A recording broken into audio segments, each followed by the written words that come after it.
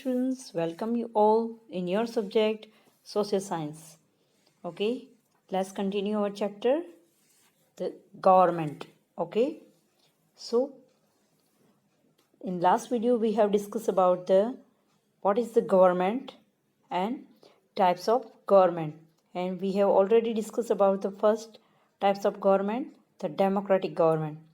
Today we are going to discuss about the second type of the government, communist government. Okay so democracy में हमने देखा कि जो सब है वो पीपल, जो लोग हैं वो मोस्ट इम्पॉर्टेंट है in a democratic government. Okay so उसमें वहाँ पे जो डेमोक्रेसी है वहाँ पे पीपल इज़ वेरी इम्पोर्टेंट और they are the part of the government directly और indirectly. Okay so in communist government, in this type of governance, the importance of equality and similarity is given to all. इस government में सबको एक जैसी समानता दी गई है. ओके तो जो समानता है वो उसमें जो महत्व रखता है. ओके एंड गवर्नमेंट वर्किंग और operating on the basis of communist manages the system of governance on the basis of equality and similarity. तो जो सरकार है उनका जो काम है उसका मेन आधार है कि सबको सरकार साम्यता और समानता के बेसिस के ऊपर पूरा शासन व्यवस्था चलती है.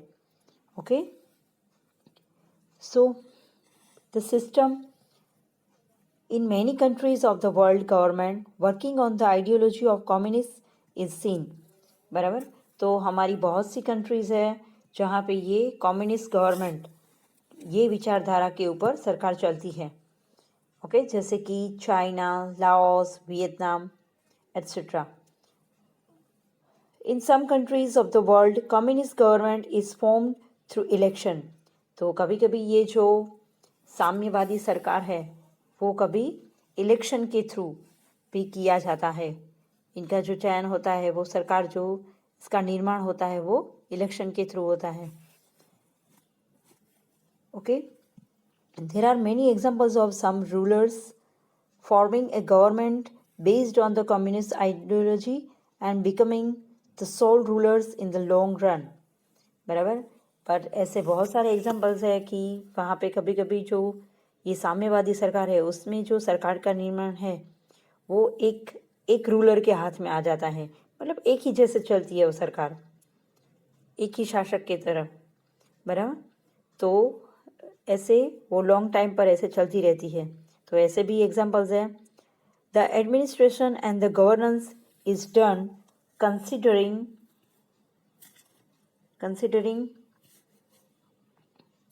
ओके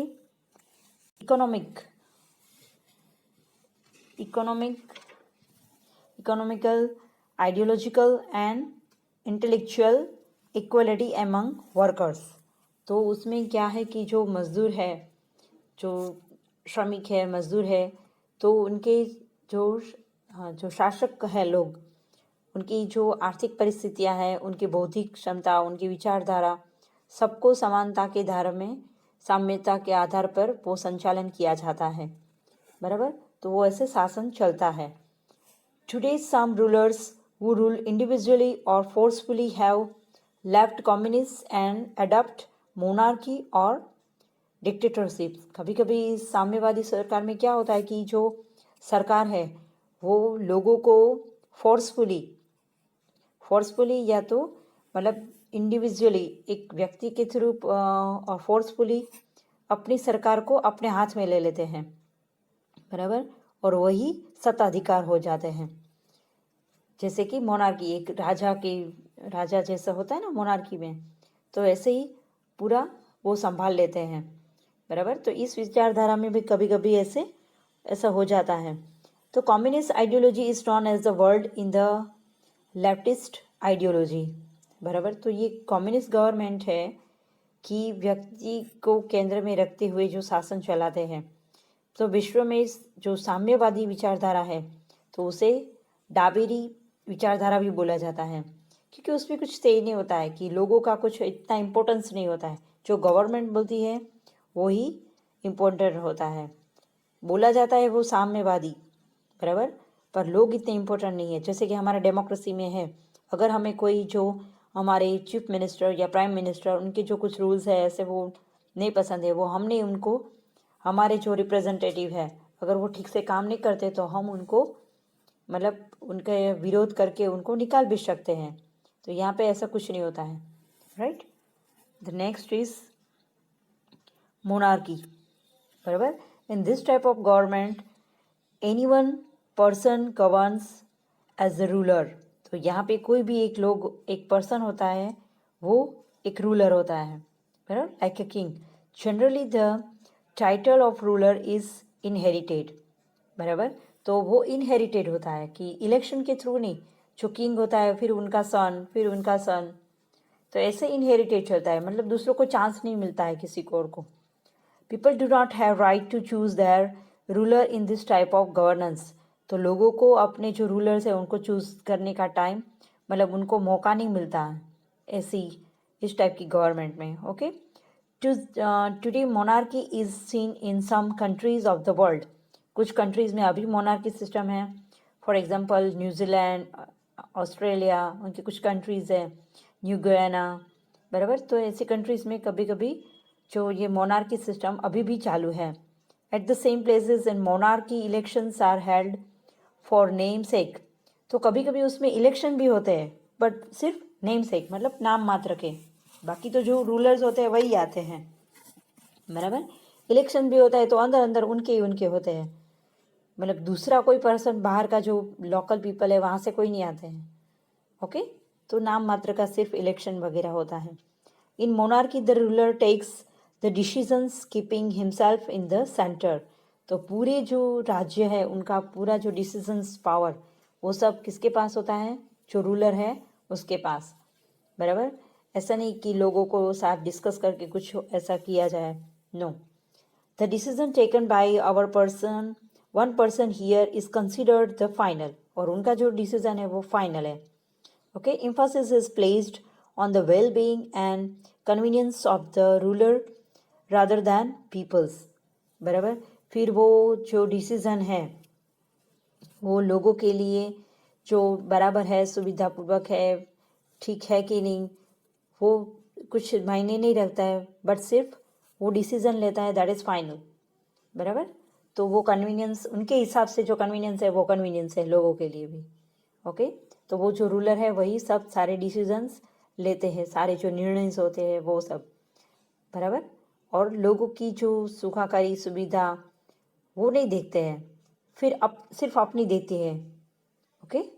जो रूलर है वो अपनी सुविधा, अपनी जो फैसिलिटीज़ हैं उनके ऊपर ज़्यादा ध्यान देते हैं, बराबर, अपनी कन्वीनियंस के हिसाब से। Next, the value of democracy. चलो, तो हमारी कंट्री में तो हम लकी है कि हमारे यहाँ पे डेमोक्रेसी है, ओके। डेमोक्रेटिक गवर्नमेंट है, तो हम अपनी जो रिप्रेजेंटेटिव हमारे जो रूलर्स है उनको हम चूज़ करते हैं, okay. So we are lucky. We have seen that the rule is carried out the local level, state level and national level. जैसे कि हमने देखा जो सरकार है वो कैसे चलती है, 3 लेवल के, local level, state level and national level. Democracy functions for the implement of living standard and well-being of the people, बराबर। तो जो लोकशाही है उसमें जो मेन जो वर्क होता है उनका वो वही होता है कि लोगों का जो जीवन धोरण है, वो उनकी जो लाइफस्टाइल है उनको कैसे आगे बढ़ा जाए, उनको कैसे डेवलप किया जाए, बराबर। तो लोगों को सेंटर में रख के, उनको ध्यान में रख के ही सब उनकी ज़रूरियात के हिसाब से, उनके फ्यूचर प्लान्स के हिसाब से सब प्लान किया जाता है, okay. People and their needs are kept in centre while planning for the future, बराबर। तो फ्यूचर के जो प्लान्स है वो भी लोगों की इस कंडीशंस के हिसाब से ध्यान में रख के किया जाता है। देखो जैसे कि अभी कोरोना चल रहा था, बराबर, तो अभी बारिश हो गई है, तो किस लोगों को थोड़े काम में थोड़ी तकलीफ होती है, तो इनकम कम होती है, तो गवर्नमेंट कुछ ऐसे योजनाएं, कुछ डिसीजंस ऐसे लेगी तो जैसे लोगों को थोड़ी राहत मिल सके। हमारे जो फार्मर्स है तो कभी कभी ये पानी की वजह से बहुत बारिश हुई है तो कोई कोई जगह पे ऐसे डैमेज हो गए उनके जो क्रॉप्स हैं, तो उनको प्रॉब्लम ना हो, तो उनके हिसाब से वो कुछ डिसीजंस लेते हैं, so that the people cast vote in the favour, ताकि लोग उनके जो इन द डेमोक्रेटिक रूल में क्या होता है कि जो गवर्नमेंट है वो सरकार है, और वो ऐसे काम करे ताकि जो लोग हैं उनको आगे जाके वोटिंग करें, बराबर, उनकी फेवर में वोट करें, वरना वो सरकार को चेंज कर देंगे। यही तो डेमोक्रेसी है, राइट? कि अगर जो हमने जिसको चुना है, अगर वो हमारे जो हमारा गांव है, हमारा सिटी है या स्टेट है, उनके हिसाब से काम नहीं करते हैं, तो हम उससे चेंज कर देंगे। तो उनको भी ये रहता है कि पीपल ज़्यादा से ज़्यादा उनकी फेवर में वोटिंग करें अगर वो वर्क करेंगे तो। So democratic values are preserved on the basis of constitution. Yes, जो मेन बेस है वो कॉन्स्टिट्यूशन है। सबको कॉन्स्टिट्यूशन के हिसाब से ही वर्क करना है, फिर वो पीपल हो या गवर्नमेंट हो। ओके, हमारा जो कॉन्स्टिट्यूशन है, constitution is a book of law. हमारी जो लॉ की जो बुक है, मतलब कि कायदे कानून हमारे देश के जो बनाए गए हैं, उसकी पूरी बुक है, उसका नाम क्या है? कॉन्स्टिट्यूशन। सो कॉन्स्टिट्यूशन के हिसाब से ही सब कुछ वर्क होता है, बराबर। जो सरकार है वो और जो लोग होते हैं वो सब। So development and well being of the people are given importance, बराबर।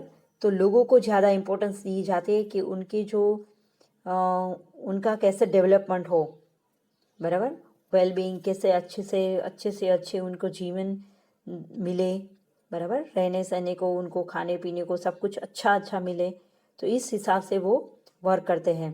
इन democracy the government must make plans and schemes to ensure equality, security and convenience to everybody.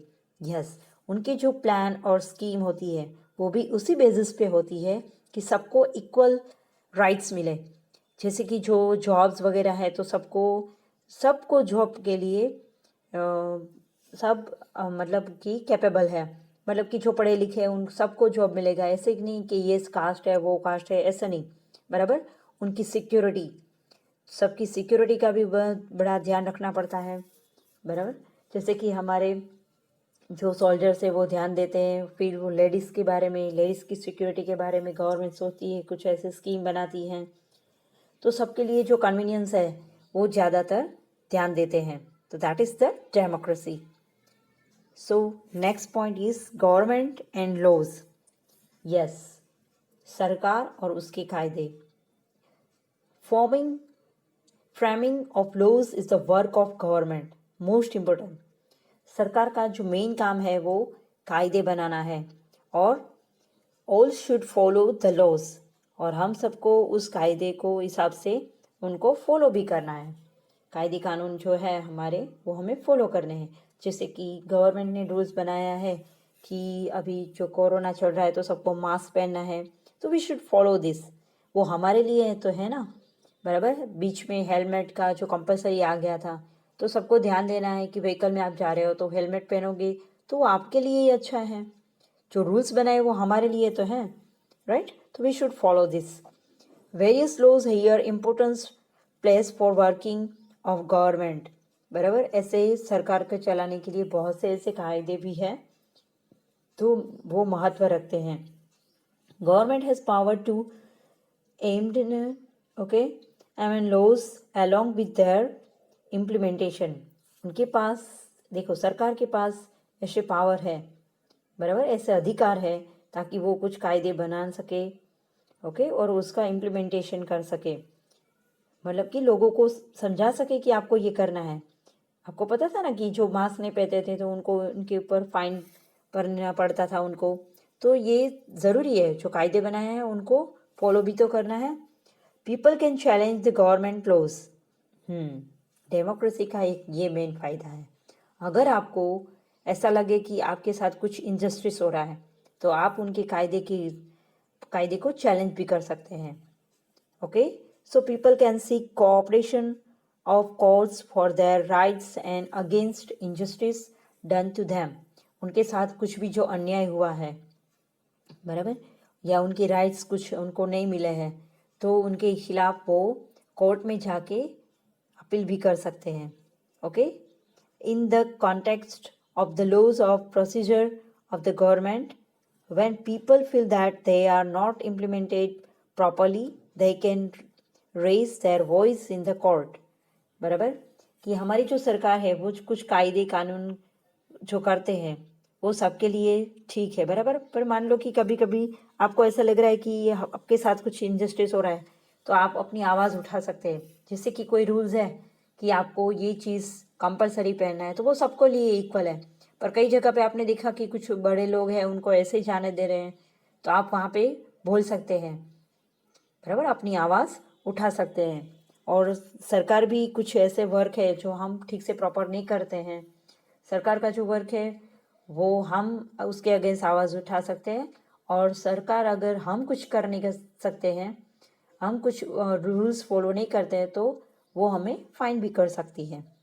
Okay, the court any suggest or order the government for various issues wherever the need is left. Okay, तो उसके हिसाब से जो हमारी court है, अदालत है, वो सरकार के और हमारे बारे में जो डिफरेंट इश्यूज होते हैं उसके बारे में, मुद्दा जो अलग अलग मुद्दे होते हैं उसके बारे में सूचन करते हैं, अपने आदेश देते हैं, बराबर, और अपना जो डिसीजंस है वो डिक्लेयर करते हैं।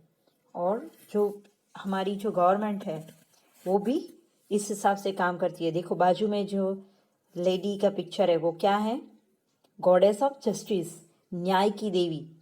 तो ये है वो सबके लिए है, गवर्नमेंट के लिए भी है और सिंपल जो नॉर्मल पीपल है हम उनके लिए भी है, आम जनता के लिए, बराबर। तो सबको उसके रूल्स और रेगुलेशन फॉलो करने चाहिए, अंडरस्टैंड। तो this is all about the government, understand. Thank you.